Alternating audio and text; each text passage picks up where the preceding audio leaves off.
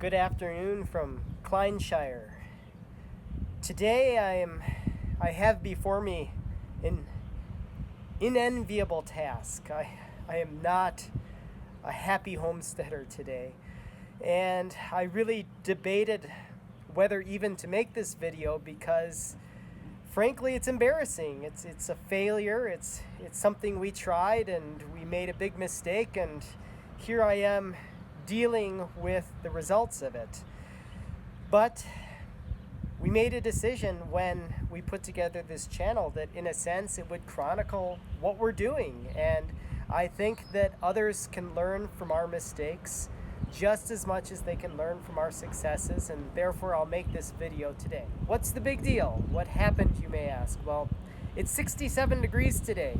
Beautiful warm up, and Rosemary decided that she wanted to check on our beehive. We're not professional beekeepers. Last year it was a grand experience for us. We went ahead and bought ourselves our very first nuke, and the hive did great all year, and there was plenty of activity. It was dripping with honey. We let it go. We forgot about it. Happy bees for the winter. Rosemary had a premonition. I think she did some reading online. We need somehow to make sure mice don't get in there. It was an afterthought sometime in the fall, and she put a couple bricks right at the base of the hive, and we forgot about the bees again. We thought about them occasionally, and well, today was the day we checked, and Rosemary opened it up, and what did she see inside? She saw beady eyes looking at her. What a carnage. What a carnage. What you see on the table here is our hive taken apart. As far as we can tell, here in the base of our hive in the mesh would be what's left of our bees. I think I found one live bee in the whole hive. The rest look like that. Yeah, the mice had a grand time in there. So this is the lower box where the bees generally were, and you can tell they were well set up for winter. They were hard at work eating from the honey in here. You can see the glistening. There's still plenty of honey on these frames, but they were eating from it, so they were definitely alive in the winter. The mice must have gotten in there in the winter. Speaking of that, the mice excluder, the bricks, it may have done its trick. I'm still trying to figure out. This is the top. This was the handle. You can see the handle goes sideways now. So pick it up like this. Mice chewed through here. The thing is, this rests, here's the inside of the top, and there was a stone on the top. So I still can't figure out quite how it is that the mice somehow lifted or broke the seal in there and managed to come in through the top, because I'm fairly confident, given that they were biting through this, that they actually got in through the top and not through the bottom. Well, that's a theory in any case. They made their nest in the lower front corner here of the top box, and you can see I actually have this frame turned around, but this one looks okay, but you can actually see where the nest was here and how they chewed right through the woods and wood and used the shavings in order to make themselves a very nice little home where they were undisturbed for the winter. Good place to be if you're a mouse until the hive owners find you in the spring, I guess. Well, the question is what to do. I have before me a disaster of a hive, no bees, and honey, and yet the presence of mice. Oh, the online forums are full of people with strong opinions about how this honey cannot be touched because it was in the presence of mice, and other people touting the microbial properties of honey and how it's perfectly safe, and noting that the stuff you eat in the grocery store probably encountered a rat at some point anyway. Very strong opinions. So I think I'll compromise. We actually have 2 nukes coming from Rogers Pure Honey where we got this one. Hopefully he doesn't reject my purchase if he finds out what happened to this poor hive.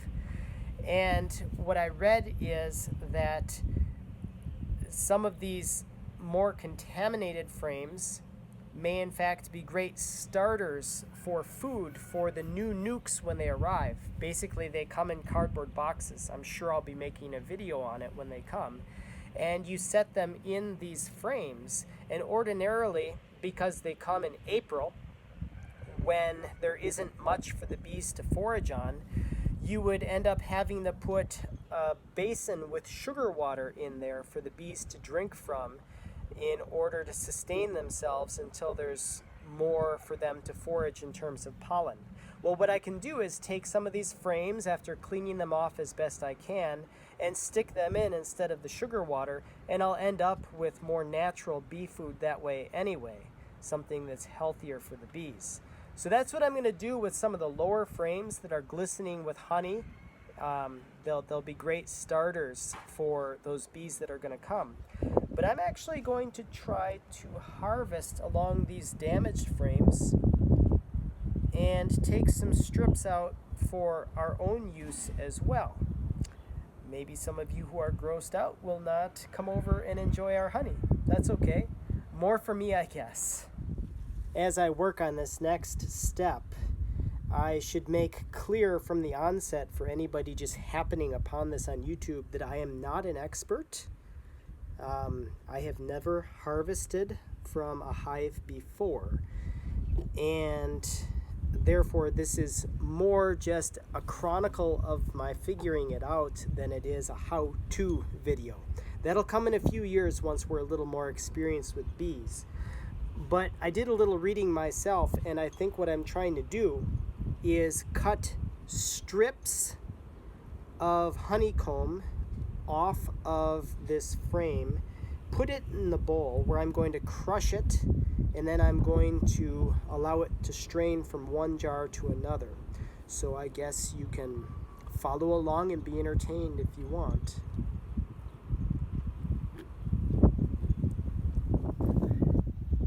So you can probably see that up here there is honeycomb, and I'm going to cut along it. You can actually see the honey oozing out of it. If any of you are experts, by the way, and you happen to watch this and you have some useful tips, please, by all means, feel free to chime in the comments, because when I do this for real in the future, it'd be good to have a better idea of what it is that I'm doing. Alright, so I'm going to put down this knife. I'm going to try to use my scraper tool. See what I can get off. Right through the wires. Also noticing honey squirting. I am going to get sticky. That's what I think. Let's see what I can do. Go.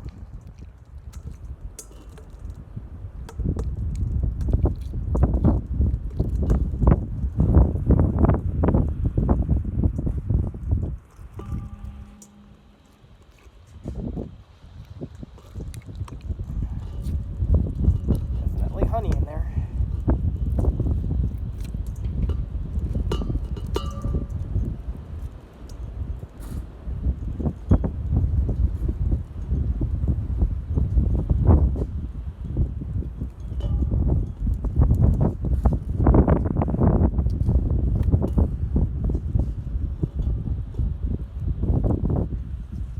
I'll do the same thing on the other side. I've washed some of the stickiness off of my hands. I cleaned 3 of the frames, and this is what I got. We have quite a bit of weight here. Looks like honey. There's more. These frames are empty.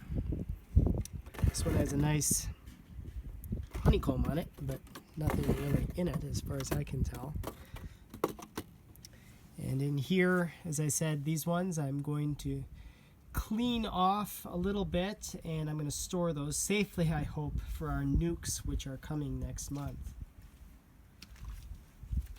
But this, my goal is to put it in a half-gallon jar if it fits. That was the plan. We'll see if it fits in there. It looks like it might be tight. And to have gravity filter it into a half-gallon jar below it. So we'll see if this works. First thing I need to do here is thoroughly crush this so that all the cells are broken. This method's called crush and extract, I believe. And we'll see how it goes.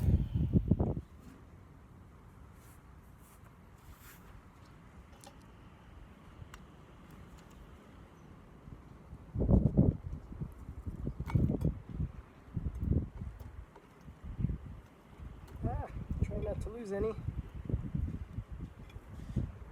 A little bit at a time, I guess.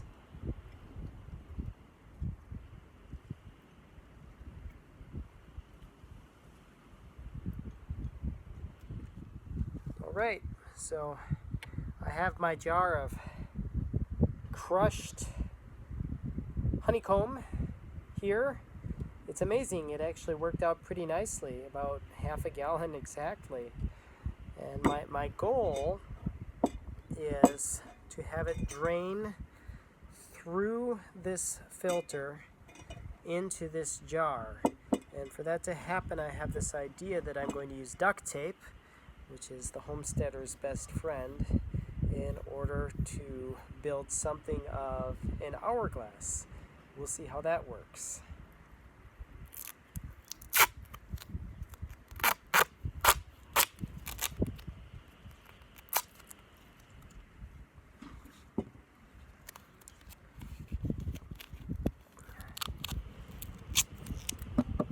Strip in here so it doesn't come leaking through, maybe.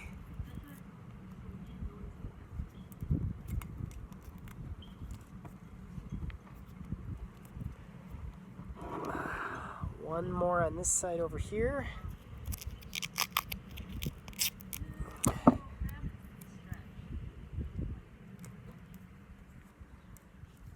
And look at that.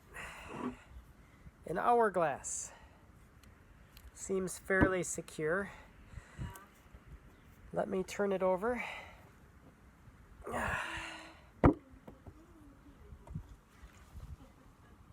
And I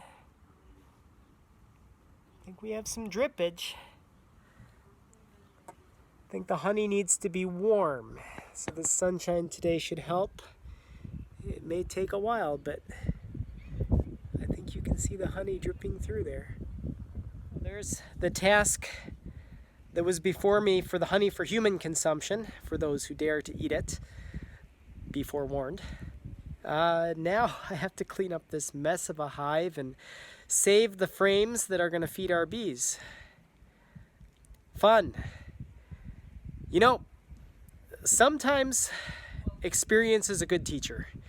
And this is an expensive half-gallon of honey from a hive that should have been producing year after year after year, and now we'll have to rebuy the hive, so really the price is double, even the price that we paid. But again, experience is a great teacher, and now we know something to exclude the mice, get it in on time.